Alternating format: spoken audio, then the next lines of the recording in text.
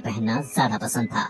उसे देखकर सबको अजीब सा लगता, जैसे कि वो इस दुनिया की ही ना हो। तो चलिए जानते हैं कि आखिर वो लड़की ऐसी क्यों थी। तो कहानी की शुरुआत में वेडनेसडे को एक स्कूल में दिखाया जाता है, जहां वो अपनी डरावनी आंखों के साथ बरामदे में चल रही थी। वहीं बाकी सब लोग उसे घूर घूर कर देख रहे थे। जब वेडनेसडे अपना लॉकर खोलती है तो उसके अंदर उसे अपना भाई बंधा हुआ दिखाई देता है, जिसके मुंह में एक सेब था। वेडनेसडे उसकी रस्सियों को खोलती है कि अचानक उसे एक विजन आता है, जिसमें वो देखती है कि कुछ लोग उसके भाई को टॉर्चर कर रहे हैं। यहाँ हमें पता चलता है कि वेडनेसडे कोई आम बच्ची नहीं है और वो किसी को भी छूकर उसका अतीत और भविष्य देख सकती है। जब वेडनेसडे को पता चलता है कि स्विमिंग टीम के लड़कों ने उसके भाई को टॉर्चर किया था, तो वो 2 बैग में पिराना फिशेस को, जो बहुत ज्यादा खूंखार मांसाहारी मछलियाँ होती हैं, उनको भरकर स्विमिंग पूल के पास जाकर उन खून की प्यासी मछलियों को स्विमिंग पूल में छोड़ देती है, जिससे सारे लड़के अपनी जान बचाने के लिए पूल से बाहर निकलने की कोशिश करते हैं। तब वेडनेसडे उनसे कहती है कि उसके अलावा कोई भी उसके भाई को परेशान नहीं कर सकता। इसके बाद सीन शिफ्ट होता है और वेडनेसडे के माता पिता मोर्टिसिया और गोम्स को दिखाया जाता है। वो दोनों वेडनेसडे की हरकतों से परेशान हो चुके थे, इसलिए वो उसे नेवरमोर एकेडमी भेजने का फैसला करते हैं। इस एकेडमी में वो बच्चे रहते हैं जिनके पास कुछ खास ताकतें होती हैं और यहाँ उन्हें अपनी ताकत पर काबू पाना सिखाया जाता है। मोर्टिसिया और गोम्स भी इसी एकेडमी के स्टूडेंट्स थे, जिससे पता चलता है कि उनके पास भी सुपर पावर्स हैं। सीन शिफ्ट होता है और एक लड़के एम्बार्क्स को दिखाया जाता है, जो एक हाइकर था। वो नेवरमोर एकेडमी के पास वाले जंगल में अकेला चला जाता है। वो जंगल में एक जगह रुककर आराम कर रहा होता है कि अचानक एक अनजान क्रिएचर उस पर हमला कर देता है और उसे मार देता है। उस एरिया के एक पुलिस को उसकी जख्मी बॉडी मिलती है और वो आसपास की जांच करता है। यहाँ पता चलता है कि ये पहला हादसा नहीं था, बल्कि इससे पहले भी ऐसे कई हादसे यहाँ हो चुके हैं। दूसरी तरफ वेडनेसडे एकेडमी में जाती है और वहाँ की प्रिंसिपल लैरिसा वीम से मिलती है, जो उस एकेडमी को चलाती हैं। लैरिसा उसे रूममेट्स एनेट से मिलवाती है। एनेट एक वेयरवुल्फ थी और हर मामले में वेडनेसडे से पूरी तरह अलग थी। एनेट को रंग बहुत पसंद थे और उसने अपने साइड के कमरे को अलग अलग रंगों से सजा रखा था, जबकि वेडनेसडे को काली और डार्क रंग की चीजें पसंद थी। बाद में एनेट वेडनेसडे को एकेडमी में घुमाती है और वहाँ के मेन ग्रुप फैंग्स, फर्स, स्टोनर्स और स्किल्स के बारे में बताती है। फैंग्स के ग्रुप में वैम्पायर्स होते हैं, फर्स्ट ग्रुप में वेयरवुल्फ होते हैं और स्टोनर्स पत्थर में बदल सकते हैं और उनके सर पर सांप होते हैं। वहीं स्किल्स में जल परियां होती हैं, जो लोगों के साथ आसानी से हेर फेर कर सकती हैं। एनेट वेडनेसडे को सबसे पॉपुलर लड़की वायांसा बार्कले के बारे में बताती है, जो बहुत ही खूबसूरत जल परी थी। वायांसा का एक एक्स बॉयफ्रेंड ज़ेवियर थॉप भी उस एकेडमी में होता है, जो अपनी ड्राइंग को असलियत में बदल सकता है। इसके बाद वेडनेसडे के माता पिता वहाँ से चले जाते हैं, लेकिन जाने से पहले वेडनेसडे के पिता उस पर नजर रखने के लिए एक कटा हुआ हाथ वहाँ छोड़ देते हैं, जो जिंदा होता है और उसे थिंग कहा जाता है। इसके बाद वेडनेसडे तलवारबाजी की क्लास में जाती है और वहाँ वायांसा के खिलाफ लड़ने के लिए तैयार हो जाती है। वायांसा और वेडनेसडे के बीच जबरदस्त लड़ाई शुरू होती है और दोनों बराबर पॉइंट पर होते हैं। इसके बाद वायांसा कहती है कि वो बिना किसी हेलमेट के ये गेम खेलना चाहती है और ये गेम तब खत्म होगा जब दोनों में से किसी एक के शरीर से खून निकलेगा। दोनों के बीच फिर से लड़ाई शुरू होती है और दोनों एक दूसरे के ऊपर वार पे वार करते हैं। वायांसा वेडनेसडे पर वार करती है और उसके सर के बाएं तरफ एक कट लग जाता है, जिससे वेडनेसडे के सर से खून निकलने लगता है। इस तरह वायांसा जीत जाती है। वेडनेसडे को चोट पर मरहम लगाने के लिए ले जाया जाता है। जैसे ही वेडनेसडे पट्टी लगवाकर बाहर निकलती है, ऊपर से बर्ड के आकार का एक बड़ा पत्थर उसके ऊपर गिरने वाला होता है, लेकिन उसी वक्त ज़ेवियर उसे धक्का देकर बचा लेता है। कुछ देर बाद वेडनेसडे अपने कमरे में वापस आती है तो उसे महसूस होता है कि कमरे में कोई है और उस पर नजर रख रहा है। वो कमरे को चेक करती है और बेडशीट के नीचे उसे थिंग मिल जाता है। वेडनेसडे समझ जाती ये उसके माता पिता का काम है, इसलिए वो थिंग से कहती है कि उसे उसका साथ देना होगा, वरना वो उसे ड्रॉर में बंद कर देगी। थिंग डर जाता है और उससे वादा करता है कि वो वेडनेसडे के साथ गद्दारी नहीं करेगा। वेडनेसडे ने जो पिराना वाला प्रैंक किया था, उस वजह से उसे दिमागी डॉक्टर के पास ले जाया जाता है। लैरिसा उसे नेवरमोर एकेडमी के पास ही एक छोटे से शहर जेरिको में जांच के लिए लेकर जाती है। वेडनेसडे अपनी थेरेपिस्ट से मिलती है, लेकिन उसे किसी के बारे में कुछ भी नहीं बताती। उसके दिमाग में एक प्लान आता है और वो बाथरूम से जाने के बहाने खिड़की से निकलकर भाग जाती है। इस बीच वो एक आदमी से टकरा जाती है और उसे एक विजन आता है, जहाँ वो देखती है उस आदमी की कार एक्सीडेंट में मौत होने वाली है। वेडनेसडे डर जाती है और रिलैक्स होने के लिए कॉफी शॉप में पहुँच जाती है। वहाँ उसकी मुलाकात पुलिस के बेटे टायलर से होती है, जो वहाँ कॉफी बेचने का काम करता है। टायलर अपनी एस्प्रेसो मशीन को ठीक करने की कोशिश कर रहा होता है, लेकिन उसे कुछ समझ नहीं आता क्योंकि मशीन में जो इंस्ट्रक्शंस लिखे हुए थे वो इटालियन भाषा में थे। वेडनेसडे को इटालियन पढ़ना आता था, इसलिए वो आसानी से मशीन को ठीक कर देती है और इसके बदले में वो उसे बस स्टेशन तक छोड़ने को कहती है। टायलर के कुछ कहने से पहले ही वहाँ वो लड़के आ जाते हैं जिन्होंने वेडनेसडे के भाई को टॉर्चर किया था। वो लोग वेडनेसडे को भी परेशान करने लगते हैं। पहले वेडनेसडे उन्हें नजरअंदाज करने की कोशिश करती है, लेकिन जब बर्दाश्त नहीं होता तो वो उन्हें मारने लगती है। कुछ ही समय में लरिसा पुलिस के साथ वहाँ आ जाती है और वहाँ की हालत देखकर उसे गुस्सा आता है और वो वेडनेसडे को डांटती है। इसके बाद वो लोग नेवरमोर एकेडमी जाने के लिए निकल जाते हैं। रास्ते में उन्हें एक टूटी फूटी कार दिखाई देती है जिसका एक्सीडेंट हो गया था और उस कार में वही आदमी था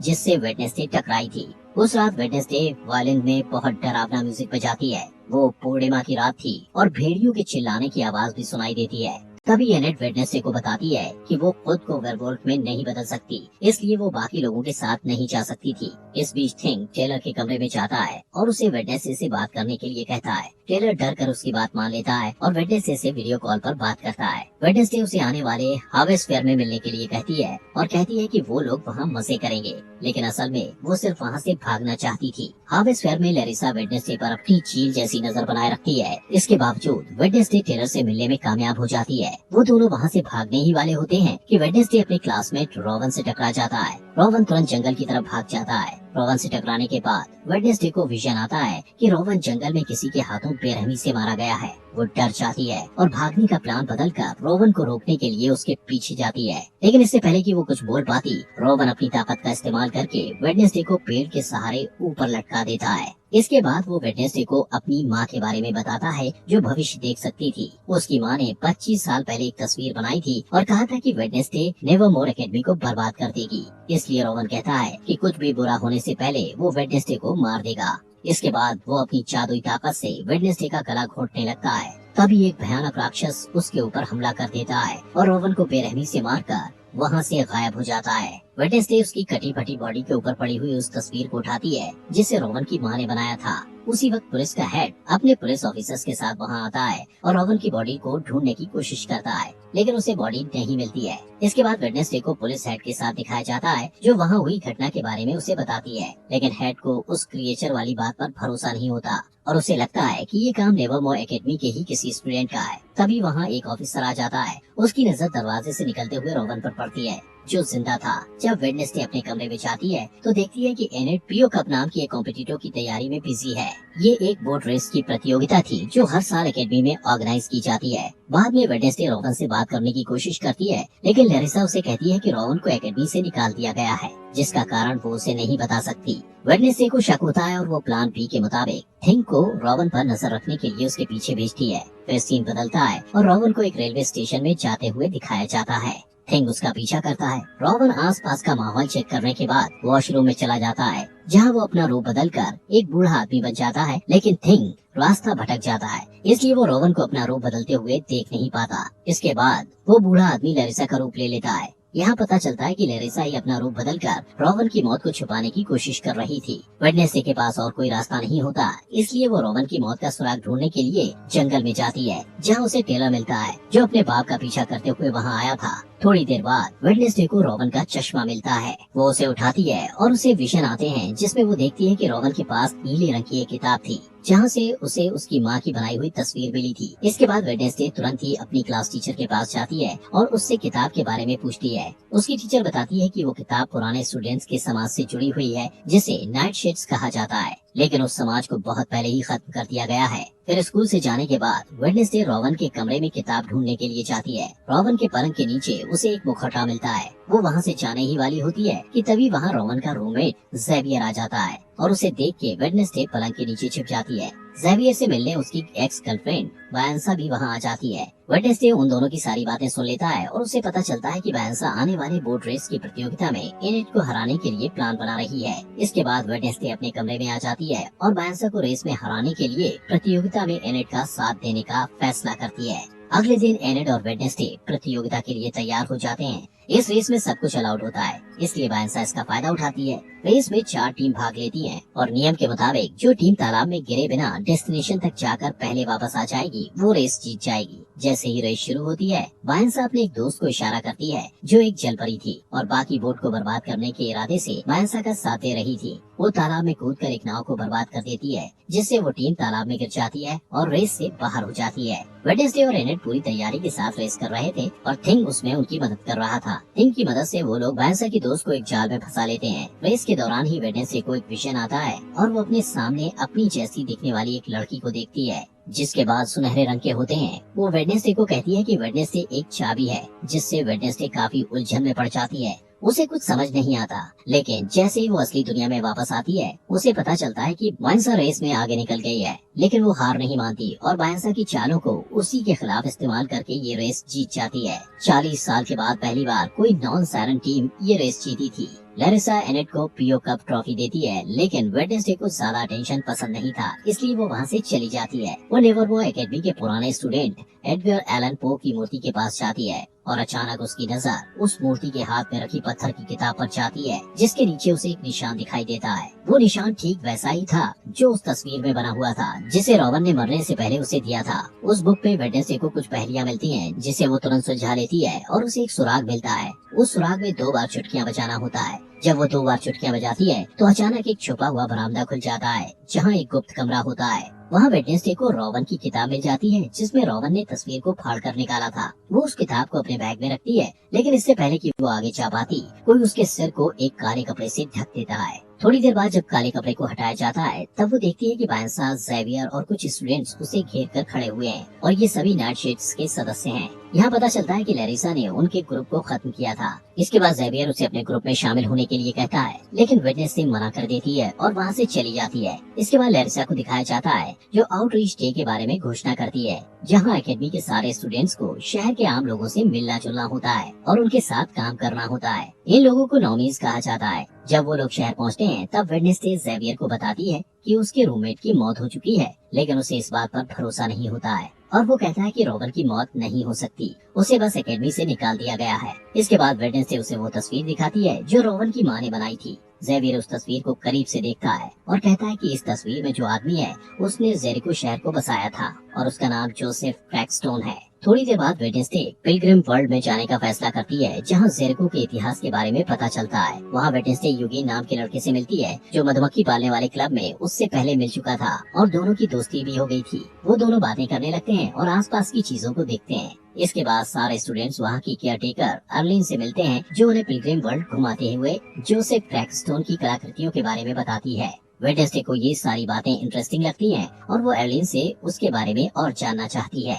अर्लिन बताती है कि उनके पास जोसेफ क्रैकस्टोन के खेतों में इस्तेमाल किए जाने वाले औजार, खाने पीने के बर्तन और फैमिली रूम्स भी हैं। वेडनेसडे कहती है वो यहाँ काम करना चाहती है, लेकिन अर्लिन कहती है कि उसे रेनोवेट किया जा रहा है, इसलिए वो वहाँ काम नहीं कर सकती है और कहती है वो सब ये ओल्ड फजरी में काम करेंगे और घूमने आए हुए लोगों को केक बांटेंगे। बाद में वेडनेसडे और यूगिन क्रैकस्टोन के फैमिली रूम में घुस जाते हैं। वहाँ वेडनेसडे को एक तस्वीर मिलती है, जिसमें वो लड़की भी होती है जिसे वेडनेसडे ने अपने विजन में देखा था। थोड़ी देर बाद उसे वो किताब भी मिल जाती है जो उस लड़की ने पकड़ी होती है। वेडनेसडे देखती है कि उस किताब के सारे पन्ने खाली हैं, इसलिए उसे शक होता है कि ये किताब नकली है। तभी वहाँ यूगिन के साथ अर्लिन आ जाती है और उसे पकड़ लेती है। वेडनेसडे उससे असली किताब के बारे में पूछती है, तब अर्लिन झिझकते हुए बताती है कि 1 महीने पहले वो किताब चोरी हो गई थी। इसके बाद वो कॉफी शॉप में वापस टेलर से मिलती है और वो दोनों जोसेफ के बारे में पता करते हैं। टेलर कहता है कि ओरिजिनल मीटिंग हाउस का जो हिस्सा बचा हुआ है वो जंगल में है और पूरी तरह खंडर हो चुका है, जिसका इस्तेमाल अब क्रैश पैड के रूप में किया जाता है। इसके बाद वेडनेसडे जोसेफ क्रैकस्टोन की उस जगह की तलाश करने के लिए थिंग के साथ तुरंत जंगल में जाती है। इस दौरान उन्हें एक बेघर आदमी मिलता है, लेकिन थिंग उसका दम घोटने लगता है और उसे डराकर भगा देता है। तभी वेडनेसडे को एक विजन आता है और वो खुद को 400 साल पहले के टाइम में देखती है। यहाँ वो सुनहरे बाल वाली लड़की दिखाई देती है, जिसे वेडनेसडे पहले भी अपने विजन में देख चुकी थी। उस लड़की को गांव वालों ने घेर रखा था और वो उसे शैतान की संतान कहकर पुकार रहे थे। तभी वहाँ जोसेफ क्रैकस्टोन आ जाता है और उस लड़की को गुडी एडम्स कहकर बुलाता है। वो कहता है कि गुडी एक डायन है और उसे भी उसकी माँ और दूसरे आरोपी के साथ उस खेत में मर जाना चाहिए। इसका जवाब देते हुए गुडी कहती है कि जोसेफ ने उसकी जमीन हड़पी है, बहुत से निर्दोष लोगों की जानें ली है और उनकी शांति छीनी है। जोसेफ को गुस्सा आता है और वो गुडी को थोड़ी देर तक घूरता है और फिर उस खेत में आग लगा देता है। गुडी अपनी माँ को बचाने की कोशिश करती है, लेकिन उसकी सारी कोशिशें बेकार हो जाती हैं। जब कोई उम्मीद नहीं बचती तो वो एक गुप्त दरवाजे से निकलकर वहाँ से भाग जाती है। वेडनेसडे वहाँ छुपकर ये सब कुछ देख रही थी। गुडी जल्द ही वेडनेसडे के पास आती है और कहती है कि जोसेफ अपनी ये लड़ाई तब तक नहीं रोकेगा जब तक वो सबको मार नहीं देगा। इस खुलासे के बाद वेडनेसडे असली दुनिया में आ जाती है। वो थिंग को सब कुछ बताती है जो उसने अभी अभी देखा था। उनकी बात खत्म भी नहीं होती कि अचानक उन्हें वही भयानक राक्षस नजर आता है जिसने रॉबन को मारा था। उसी वक्त बारिश होने लगती है। वेडनेसडे बारिश में भीगते हुए उसके पीछे भागती है, लेकिन वो बहुत आगे निकल जाता है। वेडनेसडे उसके पैरों के निशान का पीछा करती है, लेकिन अचानक वो निशान इंसान के पैर के निशान में बदल जाते हैं, जिससे पता चलता है कि वो राक्षस कोई इंसान ही है। तभी वेडनेसडे ज़ेवियर से टकरा जाती है और उसे सब कुछ बताती है जो उसने देखा था। ज़ेवियर उन पैरों के निशान को देखना चाहता है, लेकिन बारिश के कारण पैरों के निशान मिट जाते हैं। अगले दिन शहर में जोसेफ क्रैकस्टोन की नई मूर्ति के उद्घाटन के लिए सब लोगों को इकट्ठा किया जाता है। वेडनेसडे जेरिको के मार्चिंग बैंड के साथ डोंट स्टॉप का म्यूजिक प्ले करती है और शहर के मेयर और प्रिंसिपल लैरिसा मूर्ति का उद्घाटन करते हैं, लेकिन तभी थिंग वेडनेसडे के ऑर्डर के मुताबिक मूर्ति को ब्लास्ट कर देता है और सब लोग डरकर भाग जाते हैं। वेडनेसडे की आंखों में बदले की चमक दिखाई देती है और वो अब भी वायलिन बजा रही होती है। इसके बाद लैरिसा वेडनेसडे पर चिल्लाती है क्योंकि उसे लगता है कि ये सब वेडनेसडे ने किया है, लेकिन वेडनेसडे कहती है कि उसने ऐसा कुछ नहीं किया है। वेडनेसडे लैरिसा पर इल्जाम लगाते हुए कहती है कि वो जंगल में होने वाले खूनी हादसे का सच जानते हुए भी अनजान बनने की कोशिश कर रही थी। उस रात वेडनेसडे को मिलने वाला बेघर आदमी जंगल में दिखाई देता है। तभी वो राक्षस उस पर हमला कर देता है। उस बूढ़े आदमी के पास एक कैमरा था जिसमें वहाँ की तस्वीरें कैद हो जाती हैं। कुछ समय बाद पुलिस हेड और उसकी टीम जंगल से उस खंडर तक पहुँच जाते हैं और उन्हें उस बेघर बूढ़े आदमी की बॉडी मिलती है। उन्हें वो कैमरा भी मिलता है जिसमें हादसे के वक्त की फुटेज होती है जो असली गुनहगार को सामने ला सकता है। जब कैमरे की तस्वीरों को बड़ा करके देखा जाता है तब पुलिस हेड हत्यारे का चेहरा देखता है। वो एक राक्षस का चेहरा था जिसे देखकर ऐसा लगता था जैसे वो किसी के बुरे सपने से निकल कर आया हो। दोस्तों, अगर आपको इस सीरीज के नेक्स्ट एपिसोड चाहिए तो कमेंट बॉक्स में नेक्स्ट एपिसोड लिखें और ये सीरीज यहाँ तक अच्छी लगी हो तो लाइक करें और अपने फॉक्स एक्सप्लेनर हिंदी चैनल को सब्सक्राइब करना मत भूलना।